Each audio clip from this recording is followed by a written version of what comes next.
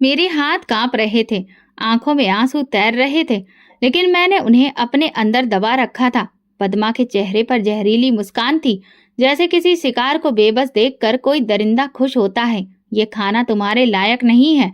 उसकी आवाज में जहर घुला हुआ था।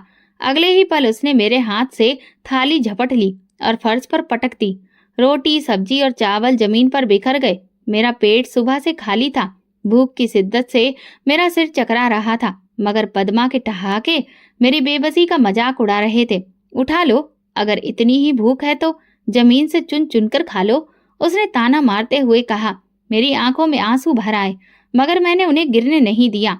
मैं सीधा उसकी आंखों में देखने लगी और मजबूत आवाज में कहा, मेरी किस्मत मेरा भगवान लिख रहा है, तुम नहीं। ये मेरी जिंदगी का सबसे बड़ा सबक था जो मैंने इस लम्हे में सीखा। मेरी माँ की मौत को अभी 1 साल भी नहीं हुआ था। वो बीमार थी, बहुत ज्यादा बीमार, मगर घर में उसका हाल पूछने वाला कोई भी नहीं था। मेरे पिता बिजनेस के सिलसिले में अक्सर बाहर रहते और माँ दिन ब दिन कमजोर होती जा रही थी। फिर एक दिन वो हमें छोड़कर चली गई और मेरी दुनिया की हर रोशनी बुझ गई। माँ के जाने के बाद पिताजी ने दूसरी शादी कर ली। पद्मा बहुत हसीन थी और चालाक भी। शायद इसी वजह से पिताजी उसके जाल में फंस गए थे। शुरू के कुछ दिनों में ही मुझे अंदाजा हो गया था कि वो मुझसे नफरत करती है। तुम्हारी शक्ल भी नहीं देखनी है मुझे। अपनी माँ के साथ क्यों नहीं चली गई, वो अक्सर मुझसे कहती। पिताजी के सामने वो मीठे बोल बोलती, मगर जैसे ही पिताजी की नजरें हटती उसका लहजा बदल जाता।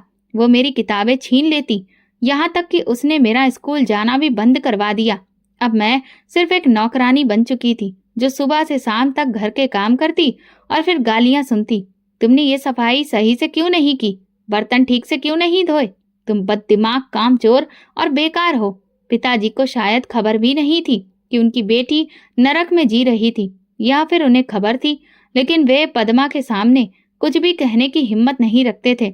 आज जब उसने मेरा खाना जमीन पर फेंका, तब मुझे एहसास हुआ कि मैं कब तक ये सब बर्दाश्त करूंगी। मैं भी इंसान हूँ, मुझे भी जीने का अधिकार है। उस दिन मैंने तय कर लिया कि अब मैं जुल्म के आगे झुकने वाली नहीं हूँ। पिताजी के दिल में मेरे लिए जो भी थोड़ा बहुत प्यार बचा था, वो भी पद्मा की जहरीली बातों में दब चुका था। जब भी मैं उनके पास खाने के लिए जाती, तो वे या तो टाल देते या फिर सख्ती से डांट कर मुझे चुप करवा देते। एक दिन पद्मा ने फिर मुझे अपमानित किया। तुमने आज भी बर्तन सही से नहीं धोए, तुम्हें ये बात समझ में क्यों नहीं आती? मैंने बेबस होकर पिताजी की तरफ देखा और बस इतना ही बोल पाई, पिताजी, मैं। लेकिन इससे पहले कि मैं अपनी बात पूरी कर पाती, वे बोले, मैं अब और कोई शिकायत नहीं सुनना चाहता। उनका लहजा सख्त था और मैं चुप हो गई। कुछ दिनों के बाद पद्मा ने एक और फैसला सुना दिया। ये स्कूल नहीं जाएगी, ये बड़ी हो गई है, इसे घर के काम सीखने चाहिए। लेकिन इसकी पढ़ाई? पिताजी हल्के से बोले, पर पद्मा ने फौरन उनके कंधे दबाने शुरू कर दिए। पढ़ाई करके क्या करेगी? आखिरकार शादी ही तो होनी है। वैसे भी मैं अकेले इतना काम नहीं कर सकती। पिताजी चुप हो गए और मेरी दुनिया और ज्यादा बर्बाद हो गई। अब मेरा दिन सुबह सुबह शुरू होता। पद्मा मुझे जगा देती और कहती, जल्दी करो, चाय बनाओ। पूरा दिन बर्तन धोना, कपड़े धोना, झाड़ू लगाना और बदले में सिर्फ ताने और तंज सुनना ही मेरी जिंदगी बन गई थी। खाने के वक्त भी मुझ पर कोई दया नहीं की जाती। कभी थोड़ी सी सब्जी दी जाती, तो कभी बची कुची बासी रोटी। अगर मैं ज्यादा खाने को मांगती तो पद्मा की आंखें टेढ़ी हो जाती। ज्यादा खाने की आदत मत डालो, भीख पर पल रही हो। पिताजी सब कुछ देखकर भी अनजान बने रहे। एक दिन पिताजी ने बताया कि उन्हें कारोबार के सिलसिले में शहर से बाहर जाना है। मैंने उनकी आंखों में देखा, शायद वे एक बार मेरे सिर पर हाथ रख दे, लेकिन उन्होंने सिर्फ इतना कहा, पद्मा का कहना मानना, बदतमीजी मत करना। मैंने धीरे से सिर हिला दिया। पिताजी के जाते ही अगले ही दिन पद्मा ने फैसला कर लिया, ये लड़की इस घर में नहीं रहेगी। मेरा दिल धक्क से रह गया, मगर मैं कहाँ जाऊंगी? मैंने आंसू भरी आंखों से पूछा, भाड़ में जा, बस यहाँ से निकल। मेरा गिड़गिड़ाना बिल्कुल बेकार हो गया। कुछ ही पलों में मेरे हाथ में एक छोटा सा थैला था, जिसमें मेरे कुछ कपड़े और माँ की तस्वीर थी। दरवाजा जोर से बंद हुआ और मैं बाहर खड़ी रह गई। रात की काली स्याही मेरे दिल की स्याही जैसी थी। अब मैं कहाँ जाऊं? मेरे कदम बेबसी में आगे बढ़ने लगे। सर्दी की रात थी और मैं गलियों में अकेली भटक रही थी। पैरों में चप्पल तक नहीं थी और सड़क की सख्त जमीन मेरे वजूद से ज्यादा मेरे दिल को जख्मी कर रही थी। घर के दरवाजे पर जो आखिरी ठोकर मिली थी वो मेरे अंदर कहीं गहरी लग चुकी थी। मैं कहाँ जाऊं, ये सवाल मेरे दिमाग में गूंज रहा था, मगर इसका कोई जवाब नहीं था। मैंने एक सुनसान गली में एक बेंच देखा और बस वहीं पर दुबक कर बैठ गई। आंखों से आंसू बह रहे थे और पेट में भूख की आग लगी थी। कुछ ही देर बाद 3 बदमाश लड़के उस गली में आ धमके। ओहो, ये कौन है? उनमें से एक ने सीटी बजाई। मेरी रीढ़ की हड्डी में सर्दी की एक लहर दौड़ गई। मैं तुरंत खड़ी हो गई और दूसरी तरफ भागने लगी, मगर वे मेरा रास्ता रोकने लगे। कहाँ जा रही हो मैडम, अकेली रात में? दूसरे ने मुस्कुराते हुए कहा। मुझे जाने दो, मैंने सख्त लहजे में कहा, मगर मेरा लहजा लड़खड़ा गया। बदन मेरी बेबसी जाहिर कर रहा था। उन्होंने आगे बढ़ने की कोशिश की और मेरा दिल तेजी से धड़कने लगा। मैं पीछे हटने की कोशिश कर रही थी, लेकिन अचानक, खबरदार, आगे बढ़े तो, एक भारी आवाज गूंजी और सब लड़के सिहर गए। मैंने देखा कि एक बुजुर्ग महिला हाथ में छड़ी लिए खड़ी थी। उनकी आंखों में गुस्सा और चेहरे पर घिन दिखाई दे रही थी। शर्म नहीं आती तुम लोगों को, एक बच्ची को तंग करते हुए? दफा हो जाओ यहाँ से। लड़के बड़बड़ाते हुए पलट गए। मेरे लहजे में दर्द झलक रहा था। वो समझ गई और बोली, चलो मेरे साथ चलो। मैं नहीं जानती थी कि ये फैसला सही था या नहीं, मगर मेरे पास अब और कोई रास्ता भी नहीं था। कांता आंटी मुझे अपने साथ ले गईं। उनका घर छोटा था, मगर जितना भी था मेरे लिए किसी स्वर्ग से कम नहीं था। बेटी, तुम यहाँ सुरक्षित हो, मैं तुम्हारी माँ जैसी हूँ। ये सुनकर मेरी आंखों में आंसू आ गए। कितने समय बाद किसी ने मुझे बेटी कहकर पुकारा था। अगली सुबह कांता आंटी ने मेरे सिर पर हाथ रखा और कहा, तुम अपनी पढ़ाई पूरी करोगी और मैं तुम्हारी मदद करूंगी। ये सुनकर पहली बार मुझे लगा कि शायद जिंदगी मुझे दूसरा मौका दे रही है। बेटी, अगर किस्मत में तुझे भविष्य में ऊंचाइयों तक पहुंचाना लिखा है तो मैं भी तेरा हाथ नहीं छोड़ूंगी। ये सुनकर मेरे अंदर उम्मीद की एक रोशनी जाग उठी। तुम पढ़ना चाहती हो ना? उन्होंने प्यार से पूछा। हाँ आंटी। अब रुकने का सवाल ही पैदा नहीं होता था। मेरी पढ़ाई का सिलसिला फिर से शुरू हो गया। मैं दिन रात मेहनत करती, क्लास में सबसे आगे रहने की कोशिश करती। हर नंबर, हर कामयाबी मेरे इस सपने को और ताकत देती कि मुझे खुद को और दुनिया को साबित करना है। मगर किस्मत के खेल अभी खत्म नहीं हुए थे। कांता आंटी का एक बेटा भी था, अमर। वो मौका परस्त, चापलूस और बड़ा ही स्वार्थी इंसान था, जो चाहता था कि उसकी माँ की पूरी जायदाद सिर्फ उसके कब्जे में रहे। ये कौन है? अमर ने पहली बार मुझे देखकर तिरस्कार भरे लहजे में पूछा। मेरी बेटी है, कांता आंटी ने जवाब दिया। इस पर उसके माथे पर तेवर आ गए। माँ, ये बेटी कहाँ से आ गई? ये हमारी जायदाद पर नजर गड़ाए बैठी है। मैं हैरत से कांता आंटी की तरफ देख रही थी। वो मुस्कुराई और बोली, अमर, अगर जायदाद की फिक्र है तो ऐसे मत करो। भगवान सब कर्म के हिसाब से देता है। मगर अमर कहाँ मानने वाला था। उसने मुझसे नफरत करना शुरू कर दिया। अब रोज बहाने बहाने से मुझे परेशान करता। ये लड़की तुम्हें बेवकूफ बना रही है माँ, यह हमें लूटने के लिए आई है। वो मेरी बेटी जैसी है, तुम्हें इससे दिक्कत क्यों है? क्योंकि ये हमारे लिए खतरा है। मैं चुप रही, मगर अंदर ही अंदर जानती थी कि ये इंसान मेरी जिंदगी को नरक बनाने की हर मुमकिन कोशिश करेगा और एक दिन उसे वो मौका मिल ही गया। माँ, ये लड़की चोरी करती है, अमर ने एक दिन अचानक ऐलान कर दिया। कांता आंटी हैरत से मेरी तरफ देखने लगी। क्या बकवास कर रहे हो अमर? उन्होंने गुस्से से पूछा। ये लो, खुद देख लो। मैंने खुद इसके कमरे में पैसे रखे थे और देखो, ये सब गायब है। मुझे तो लगा जैसे मेरे पैरों तले से जमीन खिसक गई हो। ये इल्जाम मेरी इज्जत और मेहनत पर एक हमला था, मगर अपनी सफाई में मैं बस 2 वाक्य ही कह पाई, आंखों में आंसू लिए। माँ, मैं निर्दोष हूँ। मेरे पैसे कमरे में रखे थे, लेकिन आज वो गायब है। और इस घर में नया कौन आया है भला? अमर ने उंगली मेरी तरफ उठाई। मैंने कुछ नहीं किया। मेरी आवाज कांप रही थी, मगर मेरे शब्दों में सच्चाई थी। कांता आंटी ने गहरी सांस ली। अमर, तुम्हें यकीन है कि तुमने अच्छी तरह देखा? हाँ माँ, और अगर यकीन नहीं तो उसके कमरे की तलाशी ले लो। ये सुनकर मुझ पर जैसे बिजली गिर गई। अमर के चेहरे पर वही मुस्कुराहट थी जो मेरी सौतेली माँ के चेहरे पर होती थी जब वो मुझे घर से निकालती थी। कांता आंटी ने मेरी तरफ देखा उनकी नजरों में हल्का सा शक था जो मेरे दिल को छलनी कर गया। ठीक है, देख लेते हैं। उनकी आवाज में नरमी थी, मगर मैंने भी महसूस किया। अमर मुस्कुराता हुआ मेरे कमरे में गया और पलंग के नीचे से एक लिफाफा निकाला। ये देखिए, ये मेरे पैसे हैं। मुझे लगा जैसे किसी ने मेरे वजूद को जीते जी जला दिया हो। ये झूठ है, मैंने बुलंद आवाज में कहा। कांता आंटी ने लिफाफा उठाकर ध्यान से देखा, फिर उनके चेहरे के रंग बदलने लगे। ये लिफाफा तो वही है जो मैंने तुम्हें दिया था अमर, तुम्हें याद है? इस पर मैंने निशान लगाया था। अमर के चेहरे का रंग पीला पड़ गया। माँ, आप गलत समझ रही हैं। नहीं अमर, मैं बिल्कुल ठीक समझ रही हूँ। उनकी आंखों में बेपनाह गुस्सा था। तुमने मुझे शक करने के लिए उकसाया। तुमने मुझे मजबूर कर दिया कि मैं अपनी बेटी जैसी बच्ची की सच्चाई पर सवाल करूं। अमर ने मेरी तरफ देखा और उसकी आंखों में शर्मिंदगी थी। हेमा, मैं बहुत शर्मिंदा हूँ, मुझे माफ कर दो। अमर की साजिश नाकाम हो चुकी थी, मगर इस घटना ने मुझे अंदर तक हिलाकर रख दिया था। ये दुनिया इतनी जालिम क्यों थी? क्यों लोग एक बेसहारा लड़की को हर हाल में गिराना चाहते थे? लेकिन मैं जानती थी कि अगर मैं गिर गई तो फिर कभी खड़ी नहीं हो सकूंगी, और मैं हारने के लिए पैदा नहीं हुई थी। कांता आंटी ने मेरे सिर पर हाथ रखा। बेटी, दुनिया में हर तरह के लोग होते हैं। कुछ तुम्हें नीचा दिखाएंगे, कुछ तुम्हें उठाएंगे। तुम्हें बस अपने रास्ते पर चलना है। उनके शब्द मेरे लिए उम्मीद की राह बन गए। मैंने खुद से वादा किया कि मैं अपनी पढ़ाई पर पूरा ध्यान दूंगी। फिर वो दिन आ गया जिसका मैं शिद्दत से इंतजार कर रही थी। मैट्रिक के इम्तिहान के लिए मैंने दिन रात मेहनत की, रातों को जाकर पढ़ाई की और खुद को दुनिया से काट लिया। परीक्षा खत्म हुई तो मैंने सुकून की सांस ली, लेकिन असली इम्तिहान तो अब शुरू होना था। रिजल्ट का दिन। मेरे दिल बहुत तेजी से धड़क रहा था। मैंने धड़कते दिल से अपना नतीजा देखा और जैसे ही मेरी नजर नंबरों पर पड़ी, मेरी आंखें हैरत और खुशी से फैल गईं।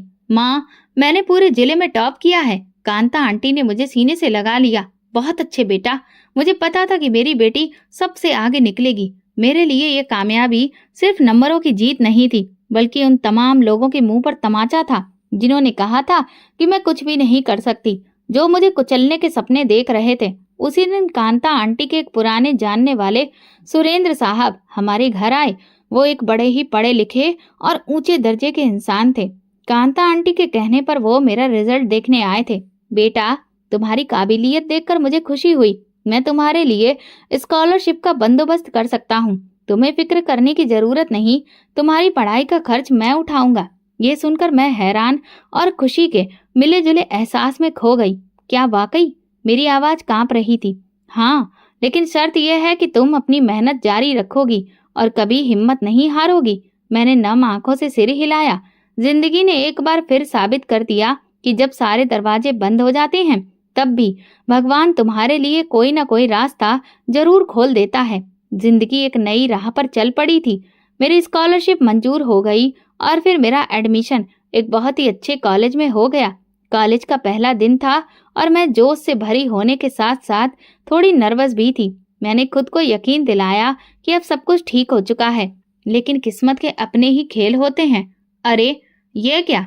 मैं देख रहा हूँ कि हमारे जिले की टॉपर यहाँ इस कॉलेज में। ये आवाज सुनकर मेरा दिल एक पल के लिए थम गया। मैं पीछे मुड़ी और सामने रंजीत खड़ा था, मेरा सौतेला भाई, जो कभी मुझे मेरी औकात याद दिलाता था, जो पद्मा के कहने पर मुझसे नफरत करता था। यहाँ क्या कर रही हो? कोई गलती तो नहीं हो गई तुम्हारे एडमिशन में? वो जहर भरी मुस्कान के साथ बोला। मेरी उंगलियां मुट्ठी में बंद हो गईं, मगर मैंने खुद को शांत रखा। मैंने मेरिट पर दाखिला लिया है रंजीत, तुम्हारी तरह सिफारिश से नहीं आई। उसके चेहरे की रंगत बदल गई। ओह, तो तुम्हारी जुबान भी चलने लगी है। लेकिन याद रखना, जितनी ऊंचाई पर जाओगी, गिरना भी उतना ही दर्दनाक होगा। मैंने उसकी आंखों में देखा जो नफरत से भरी हुई थी, लेकिन मैं जानती थी कि उसकी नफरत सिर्फ मेरा हौसला तोड़ने के लिए थी। मैं चुप रही क्योंकि मेरा जवाब मेरी कामयाबी थी। क्लास में सभी मेरे रिजल्ट के बारे में जान चुके थे। कुछ लोग मेरी इज्जत करने लगे, कुछ जलने लगे और कुछ मेरी नाकामी का इंतजार करने लगे। रंजीत उनमें से एक था। वो हर मौके पर मेरा मजाक उड़ाने की कोशिश करता, मेरे कपड़े, मेरा रहन सहन, सब पर कमेंट करता, लेकिन मैंने उसे हमेशा नजरअंदाज किया। ये सब बर्दाश्त क्यों करती हो? मेरी दोस्त सोनम ने एक दिन पूछा। मैंने मुस्कुराकर कहा क्योंकि मैं जैसे को तैसा नहीं बनना चाहती। वक्त सबको उनकी जगह खुद दिखा देता है। उसी रात जब मैं कांता आंटी के पास बैठी तो उन्होंने मेरा माथा चूमकर कहा, बेटी, जो लोग तुम्हें गिराना चाहते हैं वे खुद गिर जाएंगे। तुम बस अपना रास्ता मत छोड़ना। मैंने दिल ही दिल में प्रार्थना की और खुद से वादा किया कि मैं रंजीत की बातों को अपनी राह में रुकावट नहीं बनने दूंगी। मैं जानती थी कि ये रास्ता आसान नहीं होगा, लेकिन मैं ये भी जानती थी कि जिंदगी एक नए मोड़ पर आ रही थी। कॉलेज के बाद मेरा यूनिवर्सिटी में दाखिला हो चुका था और मैं अपनी मेहनत जारी रखे हुए थी, लेकिन जिंदगी हमेशा वही नहीं देती जिसकी हम चाहा करते हैं। कभी कभी वो कुछ ऐसा सामने ले आती है जो हमें आजमाता है। यूनिवर्सिटी का पहला हफ्ता था। मैं लाइब्रेरी में बैठी अपने नोट्स बना रही थी जब किसी ने मेरे सामने एक किताब रख दी। ये किताब शायद तुम्हारे काम आ सके, उस शख्स ने कहा। मैंने सर उठाकर देखा तो एक बेहद हैंडसम नौजवान मेरे सामने खड़ा था। सफेद शर्ट, गहरी आंखें और चेहरे पर हल्की सी मुस्कुराहट। धन्यवाद, मगर मैंने तो ये नहीं मांगी थी। मैंने कहा, हाँ, मगर मैंने देखा कि तुम बार बार ऐसा ही कुछ तलाश कर रही हो, तो मैंने सोचा कि मैं मदद कर दूं। मैंने किताब ली और धन्यवाद किया। वैसे मेरा नाम रजत है और तुम? हेमा। ये मेरी और रजत की पहली मुलाकात थी और शायद मैं उस वक्त नहीं जानती थी कि ये महज मुलाकात नहीं बल्कि एक कहानी की शुरुआत थी। वक्त गुजरता गया। यूनिवर्सिटी में मेरी और रजत की मुलाकातें बढ़ने लगी। वो पढ़ाई में अच्छा था और दूसरों से अलग भी। तुम हमेशा इतनी संजीदा क्यों रहती हो? एक दिन उसने हंसते हुए पूछा। जिंदगी ने हंसने के ज्यादा मौके नहीं दिए, मैंने हल्की सी मुस्कुराहट के साथ जवाब दिया। तो फिर शायद वक्त आ गया है कि तुम्हें हंसना सिखाया जाए। रजत की बातों में सच्चाई और अपनापन था और शायद इसीलिए मैंने पहली बार किसी से खुलकर बात करना शुरू किया। लेकिन एक दिन सच्चाई ने मुझे धोखा दे दिया। तुम्हें पता है, रजत की मंगनी बचपन में ही तय हो चुकी है, सोनम ने अचानक कहा। मेरे हाथ में पकड़ी किताब जमीन पर गिर पड़ी। क्या? हाँ, उसकी मंगेतर माँ ही बहुत अमीर घराने से है, बस कुछ रस्में बाकी हैं।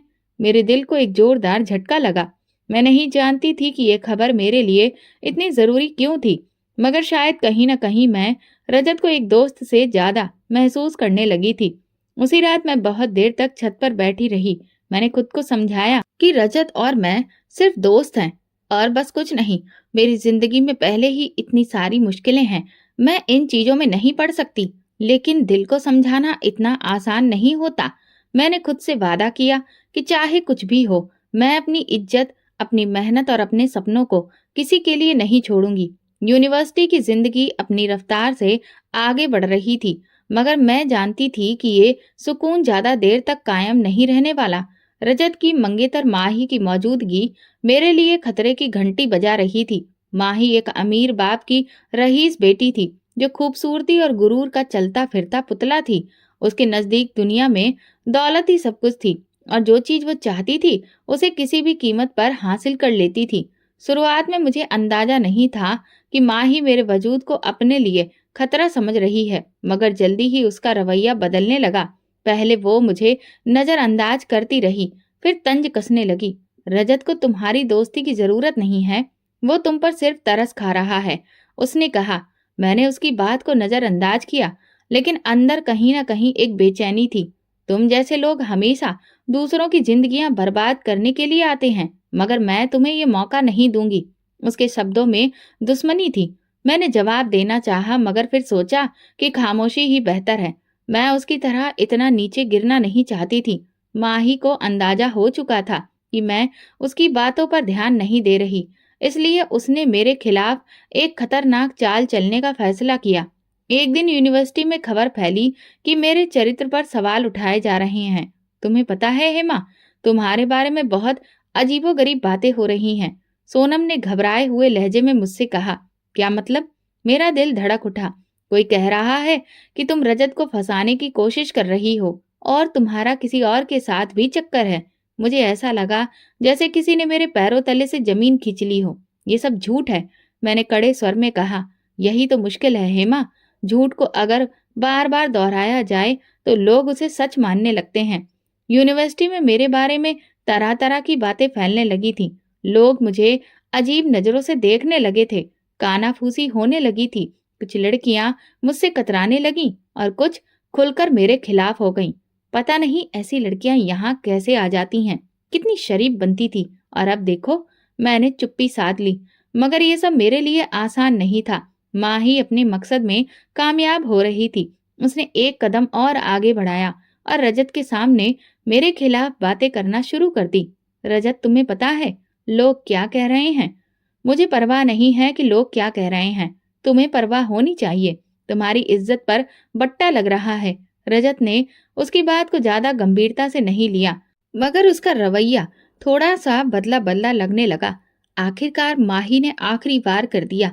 एक दिन यूनिवर्सिटी में अचानक एक वीडियो वायरल हो गई, जिसमें मुझे एक लड़के के साथ खड़े होकर बातें करते हुए दिखाया गया था।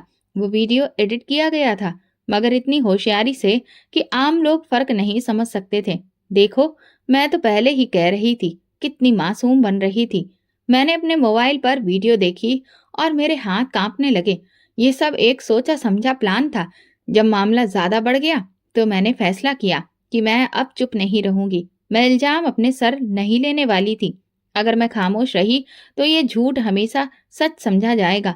मैं सीधा यूनिवर्सिटी के डीन के पास गई और उन्हें बताया कि ये वीडियो झूठा है, सारे इल्जाम गलत हैं और मैं इसका सबूत ला सकती हूँ। डीन ने मामले की जांच का आदेश दिया। आईटी डिपार्टमेंट ने वीडियो की जांच की और जल्दी ही सच्चाई सामने आ गई। ये वीडियो एडिट किया गया है, ये जाली है और किसी ने जानबूझकर इसे बनाया है। यूनिवर्सिटी के सभी लोग हैरान रह गए। जो कल तक मुझे बदनाम कर रहे थे, आज शर्मिंदा खड़े थे। जब पूरी जांच हुई तो पता चला कि ये सब माही की चाल थी। वो खुद को बहुत होशियार समझ रही थी, लेकिन टेक्नोलॉजी ने उसे बेनकाब कर दिया था। ये तुमने क्या किया माही? रजत ने गुस्से में पूछा। मैं तो सिर्फ तुम्हें बचाने की कोशिश कर रही थी। वो घबरा गई। बचाने की या फिर खुद को सुरक्षित रखने की? तुमने हेमा को तबाह करने की कोशिश की, सिर्फ इसलिए कि तुम्हें अपना रिश्ता खतरे में लगता था। माही लाजवाब हो चुकी थी। माही को यूनिवर्सिटी से निकाल दिया गया। जब उसके माँ बाप को ये पता चला तो उन्होंने शर्मिंदगी के मारे उसे देश से बाहर भेज दिया। रजत ने मुझसे माफी मांगी, मगर मैं जानती थी कि ये सब मेरे लिए एक सबक था। दुनिया हमेशा तुम्हें गिराने की कोशिश करेगी, लेकिन अगर तुम सच पर टिके हो तो एक न एक दिन जीत तुम्हारी होगी। माही के जाने के बाद यूनिवर्सिटी में मेरे खिलाफ चलने वाली साजिशें दम तोड़ चुकी थी। वे लोग जो कल तक मुझे सबकी नजरों से गिराने की कोशिश कर रहे थे, अब चुप थे। मगर मैं जानती थी कि ये दुनिया किसी के लिए भी आसान नहीं होती। अगर एक बार मन हार गया तो कल कोई और मेरी राह में कांटे बिछाने के लिए तैयार होगा। माही के चले जाने के बाद रजत कुछ दिनों तक चुप रहा। फिर एक दिन उसने मुझे यूनिवर्सिटी के गार्डन में बुला लिया। हेमा, एक बात करनी है। कहो। मैंने उसकी आंखों में देखा। क्या तुमने कभी सोचा है कि हम दोनों? वो रुका और जैसे शब्द ढूंढने लगा। मेरा मतलब है कि मैं तुम्हें पसंद करता हूँ और मैं चाहता हूँ कि हम हमेशा साथ रहें, जिंदगी भर। मेरा दिल एक पल के लिए जोर से धड़का, लेकिन फिर मैंने खुद पर काबू पा लिया। रजत, ये सब मुमकिन नहीं है। क्यों नहीं? माही अब हमारी जिंदगी से जा चुकी है, तो हमें किसी का डर नहीं होना चाहिए। मैंने गहरी सांस ली। ये डर की बात नहीं है रजत, ये मेरी जिंदगी, मेरे सपनों और मेरी इज्जत की बात है। मैं अब तक बहुत कुछ सह चुकी हूँ और मैं नहीं चाहती कि मेरी पहचान सिर्फ किसी की पत्नी बनने तक सीमित रहे। मुझे अपने कदमों पर खड़ा होना है, खुद को साबित करना है। रजत ने हैरानी से मेरी तरफ देखा। क्या मोहब्बत की कोई अहमियत नहीं? मोहब्बत अपनी जगह है, मगर मेरी इज्जत और मेरे सपने मेरे लिए ज्यादा जरूरी हैं। उसके चेहरे पर मायूसी साफ नजर आई, मगर मैंने अपने फैसले पर कोई नरमी नहीं दिखाई। यूनिवर्सिटी की पढ़ाई पूरी होते ही मैंने नौकरी के लिए अर्जियां देना शुरू कर दी। मैंने एक बड़ी कंपनी में इंटरव्यू दिया और अपनी मेहनत के बल पर अपना मुकाम हासिल किया। कांता आंटी की आंखों में खुशी के आंसू थे जब मैंने उन्हें ये खबर दी। बेटी, आज तुमने साबित कर दिया कि सच्चाई, सब्र और मेहनत कभी बेकार नहीं जाती। मैंने उनके हाथ अपने माथे से लगा लिए। ये सब आपकी प्रार्थनाओं का नतीजा है माँ। नौकरी का पहला दिन मेरे लिए किसी सपने से कम नहीं था। मैंने जिस दुनिया के बारे में हमेशा सोचा था, अब मैं उसका हिस्सा बन चुकी थी। लेकिन मैं जानती थी कि ये सिर्फ शुरुआत थी। अभी मुझे बहुत आगे जाना था। जिंदगी एक बार फिर नई राहों पर चलने को तैयार थी। मैं एक अच्छी कंपनी में नौकरी कर रही थी। इज्जत, सेल्फ रिस्पेक्ट, इंडिपेंडेंस, वो सब कुछ हासिल कर चुकी थी जिसके लिए मैंने सालों तक मेहनत की थी। मैं अपने काम में व्यस्त थी जब एक दिन कांता आंटी ने मुझे एक खबर दी जिसे सुनकर पल भर के लिए मेरा दिल सहम गया। बेटी, तुम्हारे पिता का देहांत हो गया है। मेरा शरीर जैसे पत्थर का हो गया। मैंने धीमी आवाज में पूछा, और बाकी लोग? उनका कारोबार तबाह हो चुका है और पद्मा अब अपने बच्चों के साथ किराए के एक छोटे से मकान में रहने पर मजबूर है। ये खबर मेरे लिए अजीब थी। मैं नहीं जानती थी कि इस पर खुशी मनाऊं या अफसोस करूं। सोनम ने तंज कसते हुए कहा, वक्त ने उन्हें वो सबक दिया जो शायद कोई और नहीं सिखा सकता था। मगर मैं चुप रही। मैं जानती थी कि मेरे दिल में उस औरत के लिए रहम नहीं था, मगर क्या मुझे इस पर खुश होना चाहिए? एक दिन ऑफिस से लौटते समय मैंने किसी को अपने सामने खड़ा पाया। वो रंजीत था। उसकी आवाज में अजीब सी शर्मिंदगी थी। तुम यहाँ क्या कर रहे हो? मैंने ठंडे लहजे में पूछा। मैं तुमसे कुछ कहना चाहता हूँ। अब कहने को क्या बचा है? जब मेरी जिंदगी नरक बन रही थी तब तुम कहाँ थे? रंजीत की नजरें झुक गईं। मैं माफी मांगना चाहता हूँ। माँ बहुत बुरे हाल में है और मैंने पहली बार जिंदगी में सीखा है कि जो किसी के साथ बुरा करता है उसे खुद भी वही सहना पड़ता है। मैंने उसके चेहरे को ध्यान से देखा। वही रंजीत जो कभी मेरा मजाक उड़ाया करता था आज बेबस खड़ा था। और तुम्हें क्या लगता है कि मैं तुम्हारी मदद करूंगी? क्योंकि तुम मुझसे बेहतर इंसान हो, और शायद इसीलिए कि तुम जानती हो कि जब कोई बेबस हो जाता है तब उस पर रहम करना सबसे बड़ी जीत होती है। मैंने गहरी सांस ली। क्या मैं सच में उन्हें माफ कर सकती थी? ये वही लोग थे जिन्होंने मेरे साथ जुल्म किया था, मगर आज वही लोग मेरी दया के मोहताज थे। मैं जानती थी कि यह फैसला आसान नहीं होगा। अगले दिन मैं अपने ऑफिस में बैठी थी जब मेरी सेक्रेटरी ने आकर जानकारी दी, मैडम, एक औरत आपसे मिलना चाहती है। वो कह रही है कि वो आपको जानती है और बहुत जरूरी बात करनी है। कौन है? पद्मा नाम है उनका। ये सुनकर मेरा दिल एक पल के लिए धड़का, मगर मैंने खुद पर काबू रखा। उन्हें अंदर भेज दो। कुछ पलों के बाद दरवाजा खुला और एक औरत अंदर दाखिल हुई। वही पद्मा थी, मगर वो मगरूर और जहर उगलती हुई औरत अब कहीं खो चुकी थी। उसके चेहरे पर गरीबी और परेशानी की लकीरें साफ दिख रही थी। कीमती कपड़ों की जगह उसने एक सादा सा जोड़ा पहन रखा था। उसकी आंखों में वो चमक नहीं थी जो कभी मेरे जख्मों पर नमक डालती थी। बेटी, उसकी आवाज कांप गई। मुझे यकीन नहीं हुआ कि वही औरत थी जो कभी मुझे अपने कदमों की धूल समझती थी। यहाँ क्यों आई हो? मैंने सपाट लहजे में पूछा। मेरी गलतियों को माफ कर दो हेमा। मैं जानती हूँ कि मैंने तुम्हारे साथ बहुत बुरा किया, लेकिन अब मैं बेबस हूँ। हमारे पास कुछ नहीं बचा। रंजीत भी नौकरी की तलाश में मारा मारा फिर रहा है और हम एक वक्त की रोटी के लिए मोहताज हो चुके हैं। मैं चुपचाप उसे देखती रही। मैंने तुम्हें बहुत सताया है, तुम्हें घर से निकाला, तुम्हारी जिंदगी मुश्किल बना दी, लेकिन शायद भगवान ने मुझे मेरे किए की सजा दी है। मैंने ठंडी सांस ली। अब तुम्हें क्या चाहिए? बस एक छोटी सी नौकरी, ताकि मैं अपने बच्चों को पाल सकूं। ये वही औरत थी जो कभी कहती थी कि मैं किसी काबिल ही नहीं हूँ, और आज वही औरत मुझसे खुद रोजी रोटी की मांग कर रही थी। मैं कुर्सी से उठकर खिड़की से बाहर देखने लगी। यही वक्त था जब मुझे फैसला करना था कि मैं अपनी सौतेली माँ जैसी बनना चाहती हूँ या उससे बेहतर। मैंने पलटकर पद्मा की आंखों में देखा और कहा, अगर मैं तुम्हें नौकरी दूं तो एक शर्त होगी। कौन सी शर्त? पद्मा ने ठंडे लहजे में पूछा। मैंने कहा, तुम्हें सबके सामने अपनी गलतियों को कबूल करना होगा। पद्मा के चेहरे पर हवाइयां उड़ने लगीं। ये मेरा इंतकाम नहीं था, बल्कि उसका आखिरी इम्तिहान था।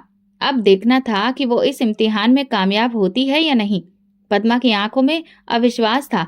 वो कभी मेरी तरफ देखती तो कभी नजरें झुकाकर जमीन को घूरने लगती। सबके सामने उसने धीरे से कहा, जैसे वो खुद को यकीन दिला रही हो, यही शर्त है? हाँ, सबके सामने। मेरा लहजा सख्त था, मगर जज्बात पूरे थे। ये मेरी शर्त नहीं थी, बल्कि इंसाफ था। अगर मैंने अपनी जिंदगी में कदम कदम पर अपनी सच्चाई साबित की थी, तो अब उसे भी अपनी गलतियों को अपनाना होगा। पद्मा ने एक लम्हे के लिए गहरी सांस ली। वो जानती थी कि उसके पास अब और कोई रास्ता नहीं था। ठीक है, मैं सबके सामने अपनी गलतियां मानूंगी। अच्छा फैसला है, मैंने पलटकर जवाब दिया और अपनी सेक्रेटरी को बुलाकर कहा, ऑफिस के जितने भी कर्मचारी हैं सबको मीटिंग रूम में बुलाया जाए। पद्मा ने मुझे अविश्वास से देखा।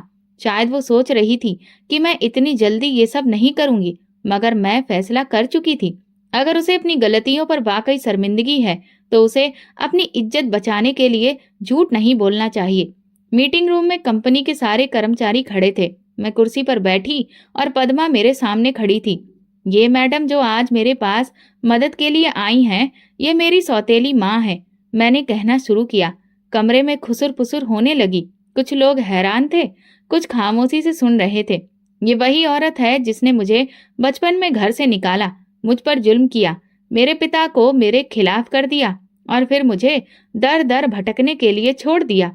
पद्मा की नजरें जमीन पर जमी थीं और आज ये मेरे दरवाजे पर खड़ी है। ये मदद मांगने आई है। मैंने एक पल के लिए रुककर पूरी बात कही, फिर सीधा पद्मा की तरफ देखा। अब सबके सामने बोलो पद्मा, सबको बताओ कि तुमने मेरे साथ क्या क्या किया और आज तुम किस हाल में हो। पद्मा की सांसें भारी होने लगीं, मगर अब उसके पास कोई चारा नहीं था। मैंने हेमा के साथ गलत किया, गुनाह किया। उसकी आवाज कांप रही थी। मैंने इसे हमेशा कमजोर समझा, इस पर जुल्म किया, इसे नीचा दिखाया, इसके सपने छीन लिए। मैंने इसे घर से निकाला और इसकी जिंदगी बर्बाद करने की कोशिश की। उसकी आंखों से आंसू गिरने लगे, मगर वक्त ने मुझे वही दर्द दिया जो मैंने किसी और को दिया था। आज मैं खुद बेसहारा हूँ, मेरे पास कुछ नहीं बचा। मैं अपनी गलतियों पर शर्मिंदा हूँ और भगवान से माफी मांगती हूँ। कमरे में पूरी तरह से खामोशी थी। मैंने लंबी सांस ली। ठीक है, मैं तुम्हें नौकरी दूंगी, लेकिन ये बात याद रखना कि जिंदगी हमेशा एक जैसी नहीं रहती। पद्मा ने मेरे हाथ थामने की कोशिश की, लेकिन मैं पीछे हट गई। मैंने तुम्हें माफ कर दिया, मैंने कहा। उसके आंसू बह रहे थे और पूरे कमरे में सन्नाटा था। कुछ लोग हैरान थे और कुछ गहरी सोच में डूबे थे कि मैंने अपनी सबसे बड़ी दुश्मन के लिए उम्मीद का दरवाजा क्यों खोला। अब तुम्हें और क्या चाहिए पद्मा? मैंने संजीदगी से पूछा। बस एक मौका। मैं अपनी बाकी की जिंदगी अपनी गलतियों की सफाई देते हुए नहीं गुजारना चाहती। मैंने गहरी सांस ली। ठीक है, लेकिन यहाँ एक नियम है। हर इंसान अपनी मेहनत से कमाता है, सिफारिश से या रिश्ते से नहीं। अगर तुम सच में अपने पैरों पर खड़ी होना चाहती हो तो तुम्हें ईमानदारी से काम करना होगा। पद्मा ने जल्दी से सिर हिलाया। मुझे मंजूर है। मैंने कंपनी के मैनेजर की तरफ देखा। इनके लिए जो सही पोजीशन हो उसे ढूंढो। पद्मा के बाद रंजीत और उसके भाई बहन भी मुझसे मिलने आए। उनके चेहरे पर शर्मिंदगी थी। वही रंजीत जो यूनिवर्सिटी में मेरे खिलाफ बातें करता था, आज नजरें झुकाए खड़ा था। हेमा, हम शर्मिंदा हैं। उसकी आवाज कमजोर थी। अब शर्मिंदगी का क्या फायदा रंजीत? मैंने ठंडे स्वर में कहा। हमें एहसास हो गया कि हम गलत थे। उसकी बहन ने धीरे से कहा, अगर हमने वक्त पर माँ को रोका होता तो शायद आज ये दिन ना देखना पड़ता। तो अब आप लोग क्या चाहते हैं? मैंने पूछा। जो मेरी चुगली करते थे, मेरी जिंदगी को नरक बना देते थे और आज उनकी दुनिया बिखर चुकी थी। मैं माफ कर सकती हूँ, मगर भूल नहीं सकती। हम जानते हैं, रंजीत ने कहा। मैं तुम सबको माफ करती हूँ, लेकिन याद रखो, वक्त सबका आता है। जब तुम्हारे पास सब कुछ था तब तुमने जुल्म किया, और आज जब मैं ताकतवर हूँ तो मैं तुम्हें वही दर्द लौटाने के बजाय एक मौका दे रही हूँ। इसलिए नहीं कि तुम इसके काबिल हो, बल्कि इसलिए कि मैं तुम्हारी तरह नहीं हूँ। रंजीत की आंखों में आंसू आ गए। तुम हमसे कहीं बेहतर इंसान हो हेमा। मैंने आखिरी नजर पद्मा पर डाली। वो सच में बदली हुई लग रही थी। मैंने खुद को यकीन दिलाया कि शायद वक्त ने उन्हें सबक सिखा दिया है कि जिंदगी में घमंड और जुल्म का अंजाम क्या होता है। ये मेरी कहानी का नया मोड़ था, एक ऐसा मोड़ जहां मैंने सीखा कि सबसे बड़ी जीत इंतकाम में नहीं बल्कि अपनी इंसानियत और खुद को साबित करने में होती है। पद्मा, रंजीत और उसके भाई बहन मेरे सामने खड़े थे, हारे हुए, बेबस और शर्मिंदा। वे लोग जो कल तक मुझे मेरी औकात याद दिलाते रहते थे, आज मेरे दिए गए दूसरे मौके के तलबगार थे। ये पल मेरे लिए किसी कसौटी से कम नहीं था। मैं चाहती तो उन सब की बेइज्जती करके उन्हें निकाल सकती थी, उन्हें वही तकलीफ दे सकती थी जो उन्होंने मुझे दी थी। लेकिन फिर मैंने सोचा, अगर मैं भी उनके जैसी बन गई तो मुझ में और उनमें क्या फर्क रह जाएगा। पद्मा ने भर्राई हुई आवाज में कहा, हेमा, मैंने तुम्हारे साथ बहुत बुरा किया। मैं जानती हूँ कि मैं किसी माफी के काबिल नहीं, लेकिन अगर तुमने मुझे माफ नहीं किया तो शायद मैं कभी सुकून से नहीं जी सकूंगी। माफी की इच्छा सिर्फ जुबान से नहीं बल्कि मन से भी होनी चाहिए पद्मा। तुमने अपनी जिंदगी में दूसरों को हमेशा कमजोर समझा, अपनी ताकत का गलत इस्तेमाल किया। आज जब वक्त ने पलटी मारी तब तुम्हें एहसास हो रहा है कि बुरे कर्मों का अंजाम क्या होता है। मुझे अब एहसास हो चुका है। वो रो पड़ी। अगर तुम वाकई अपनी गलतियों पर शर्मिंदा हो तो तुम्हें सिर्फ मुझसे नहीं बल्कि खुद से भी माफी मांगनी चाहिए। तुम्हें हर उस पल एहसास होना चाहिए जब तुम आईने में अपना चेहरा देखो और तुम्हें ये फिक्र हो कि तुमने कितनी जिंदगियां बर्बाद की हैं। रंजीत आगे बढ़ा। हेमा, मैंने तुम्हारा बहुत दिल दुखाया है। मैं हमेशा तुम्हें कमजोर समझता रहा, तुम्हारा मजाक उड़ाया, लेकिन सच्चाई ये है कि तुम हम सबसे ज्यादा मजबूत निकली। उसकी बहन ने भी आंसुओं के साथ कहा, हमें गर्व करना चाहिए था कि तुमने सब कुछ अपने बलबूते पर हासिल किया, लेकिन हमने हमेशा तुम्हें नीचा दिखाने की कोशिश की। आज हमें समझ आ रहा है कि हम खुद कितने गिरे हुए थे। मैंने कुछ पल सोचा और फिर कहा, मैं तुम सबको माफ करती हूँ, लेकिन याद रखना, माफी मांगना आसान होता है मगर सच्चे दिल से बदलना मुश्किल। अगर तुम सच में बदले हो तो अपनी जिंदगी में वही गलतियां दोबारा मत दोहराना जो तुमने मेरे साथ की थी। रंजीत ने सिर झुका लिया। वादा करते हैं हेमा, ये मेरी जीत थी। ना तो मैंने पद्मा को जलील किया, ना रंजीत को नीचा दिखाया, बल्कि अपने नियमों और मूल्यों को कायम रखते हुए मैंने उन्हें माफ कर दिया, लेकिन उनकी दी हुई तकलीफ को हमेशा के लिए याद रखा। जिंदगी ने एक और परीक्षा ली थी और मैं उसमें कामयाब रही। अब मेरी पहचान सिर्फ पद्मा की सौतेली बेटी या एक लावारिस लड़की नहीं थी, बल्कि मैं कामयाब, मजबूत और स्वतंत्र लड़की बन चुकी थी। फिर एक दिन एक अनजानी सी मुलाकात हुई। बड़े ही लंबे समय के बाद तुमसे मिल रहा हूँ। मैंने सर उठाकर देखा तो सामने रजत खड़ा था। वही संजीदा मगर नरम लहजा, वही पुरानी कशिश। तुम यहाँ कैसे? मैंने हैरानी से पूछा। मैं हमेशा से यही था, बस तुमने ही खुद को व्यस्त कर लिया था। वो हल्का सा मुस्कुराया। लेकिन आज मैं तुमसे कुछ पूछने आया हूँ। मैं चुप रही। हेमा, मैं हमेशा तुम्हारी इज्जत करता रहा हूँ, तुम्हारी मेहनत को सराहा है, और आज भी मैं तुमसे वही सवाल करना चाहता हूँ जो मैंने सालों पहले किया था। मेरा दिल जोर से धड़क उठा, लेकिन मैंने खुद को संभाला। कौन सा सवाल? क्या तुम मेरे साथ जिंदगी गुजारना चाहोगी? मैंने उसकी आंखों में देखा, वो इंसान जिसने कभी मेरे खिलाफ किसी साजिश को जगह नहीं दी, जिसने हमेशा मेरी ताकत को सराहा, जो मेरी इज्जत को मेरी सबसे बड़ी खूबी समझता था। मैंने एक पल सोचा, यही वक्त था फैसला करने का। हाँ रजत, मैं तैयार हूँ। उसके चेहरे पर मुस्कुराहट आ गई, वो मुस्कुराहट जो बरसों बाद मेरी जिंदगी में खुशी लेकर आई थी। पद्मा, रंजीत और बाकी भाई बहन भी अपनी जिंदगी को ठीक करने में लग गए थे।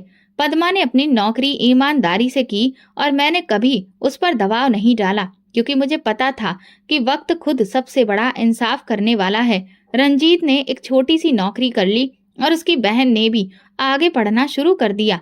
जिंदगी सबको दूसरा मौका देती है, बस कुछ लोग उसे पहचान लेते हैं और कुछ गवा देते हैं। आज मैं वो हेमा नहीं थी जिसे जमाने ने कमजोर समझा था। मैंने खुद को साबित किया था, अपनी पहचान बनाई और अपने सिद्धांतों पर कायम रही। मैंने एक आखिरी बार दिल में वही बात दोहराई, मेरा नसीब मेरा भगवान लिखता है, तुम नहीं। मेरी जिंदगी का एक अध्याय पूरा हो चुका था। जिस सफर का आगाज मेरी माँ के देहांत और सौतेली माँ के जुल्म से हुआ था, वो आज एक खूबसूरत मंजिल तक पहुंच चुका था। अब मैं ना सिर्फ खुद मजबूती से खड़ी थी, बल्कि मेरी हालत ऐसी थी कि चाहूं तो दूसरों को माफ कर सकती थी या उन्हें उनकी गलतियों की सजा दे सकती थी। मैंने पद्मा को माफ कर दिया, लेकिन उनके बुरे रवैये को कभी नहीं भूली। माफी देना और अतीत को मिटा देना दोनों अलग बातें हैं। मैंने सिर्फ पहला रास्ता चुना। रजत और मेरी शादी सादगी से हो गई। वो इंसान था जिसने मुझे मेरी मजबूती की वजह से चाहा, मेरे सपनों को महत्व दिया, जिसने कभी मेरे चरित्र पर सवाल नहीं उठाया। मैं जानती थी कि ये फैसला सही था, क्योंकि मेरी खुशी और इज्जत उस इंसान के साथ सुरक्षित थी। हेमा, मुझे तुम पर गर्व है। शादी के बाद एक दिन रजत ने मेरा हाथ थाम कर कहा, मुझे भी खुद पर फक्र है कि मैंने अपनी जिंदगी अपने लक्ष्य के साथ गुजारी। मैंने जवाब दिया, पद्मा की जिंदगी में भी ठहराव आ चुका था। वो पहले जैसी घमंडी और सख्त दिल औरत नहीं रही। नौकरी ने उसे सिखा दिया था कि मेहनत करने वाले ही जिंदगी में आगे बढ़ते हैं और दूसरों का हक छीनने वाले एक दिन खुद बेबस हो जाते हैं। मैं जानती थी कि ये कहानी सिर्फ मेरी नहीं थी, दुनिया में न जाने कितनी ही ऐसी लड़कियां हैं जो अपनी सौतेली माँ के जुल्म का शिकार हो रही हैं, जिन्हें पढ़ने से महरूम किया जाता है, जिनके सपनों को तोड़ा जाता है। लेकिन मैं नहीं चाहती थी कि कोई और लड़की ऐसी तकलीफ सहे। इसीलिए मैंने ऐसा कदम उठाया जो मेरी जिंदगी का सबसे बड़ा मकसद बन गया। मैंने उन लोगों को सहारा दिया जो सौतेले रिश्तों, जुल्म, गरीबी या फिर किसी और मजबूरी के कारण अपने सपनों से अलग हो गए थे। मैंने एक संस्था खोली, एक ऐसा स्थान जहां वे बच्चे थे जिन्हें दुनिया ने ठुकरा दिया था, जिनके सपनों को रौंदा गया था। ये सब मैंने अपनी स्पीच में कहा। वहां पद्मा भी मौजूद थी। वो मेरी तरफ देख रही थी। उसकी आंखों में कृतज्ञता और भरोसा था। हेमा, तुमने वो कर दिखाया जो कोई सपने में भी नहीं सोच सकता था।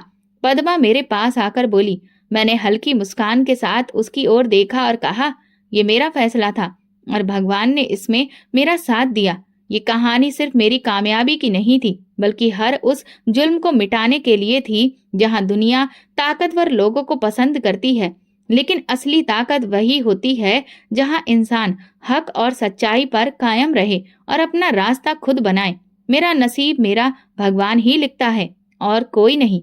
दोस्तों, अगर आपको हमारी कहानी पसंद आई हो तो कमेंट करके जरूर बताइए। वीडियो को लाइक करें और ज्यादा से ज्यादा शेयर करें।